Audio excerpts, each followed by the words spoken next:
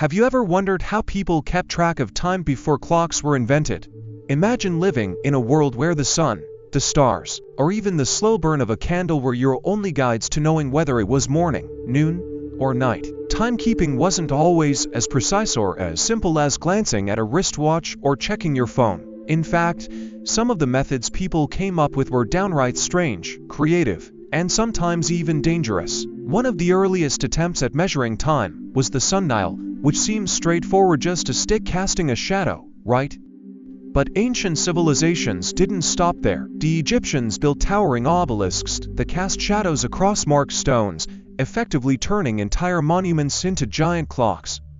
The problem: these only worked when the sun was out. Cloudy days and long nights left people guessing, and if you lived far from the equator, the length of daylight changed so much throughout the year that your hour might stretch or shrink unpredictably. Then there were water clocks, which the Greeks and Egyptians developed into surprisingly complex machines.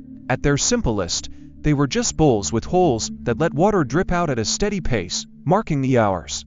But some versions had floating mechanisms, gears, and even alarms that rang when the water reached a certain level. The biggest flaw: water behaves differently depending on temperature. It flows slower when cold and faster when warm. So in winter, an hour might drag on forever, while in summer, time seemed to fly by. If you thought water clocks were unreliable, wait until you hear about candle clocks. In medieval Europe, people marked candles with lines, each representing a set amount of time. As the wax burned down, they could track the passing hours.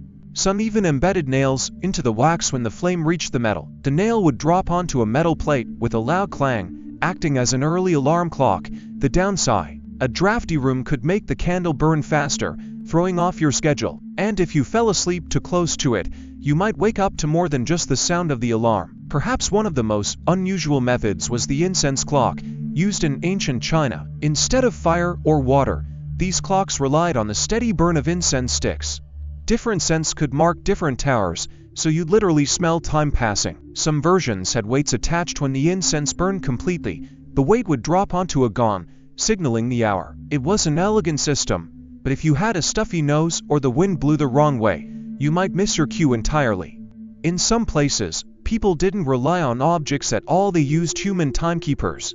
In 19th century Britain, factories hired knocker-uppers, whose job was to walk the streets at dawn, tapping on workers' windows with long sticks to wake them up. If you overslept, it wasn't because your alarm didn't go off, it was because the knocker-upper missed your house. And in monasteries, monks kept time by reciting prayers at specific intervals, using the length of their chants to measure hours.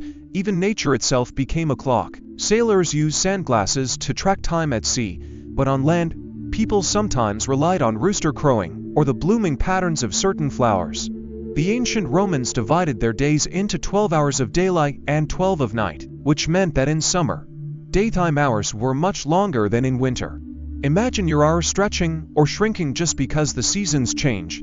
Some cultures got even more inventive. The Mesoamerican peoples used a combination of astronomy and intricate calendar systems to track time, while the Vikings divided their days into vague segments based on the position of the sun. And in some parts of the world, people simply lived by the rhythms of daily life: meals, chores, and natural light without needing precise measurements at all. Looking back, it's amazing how much effort went into something we now take for granted. Today, atomic clocks keep time with near-perfect accuracy, and our phones sync automatically to the world's timekeeping systems. But for most of human history, people had to get creative and sometimes a little weird just to know when it was time to eat, sleep, or start the day. So the next time you check the clock, take a second to appreciate how far we've come. After all, it wasn't so long ago that keeping time meant watching a candle burn, listening for a knock on the window, or waiting for the right flower to bloom. And who knows, maybe in another few centuries,